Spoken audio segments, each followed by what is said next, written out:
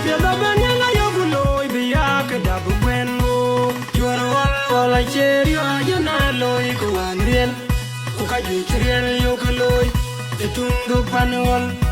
Unamanda lerambe dolay chenyare tuwan Piedabanyanga yoguloy biyak dabu kwengo Chwarwal ay cheri ayana loy kuwanriel Kukaju chiriel yoguloy Etundu panwal Unamanda lerambe dolay chenyare tuwan Piedabanyanga yoguloy biyak dabu kwengo Chwarwal ay cheri ayana loy kuwanriel Kukaju chiriel yoguloy Etundu panwal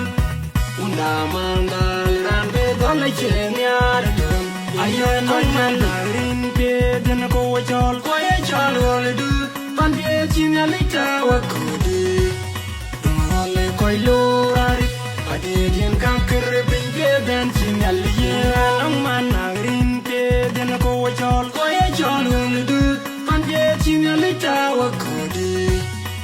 Wale koilo arit Adedien kankir peden chinyaliye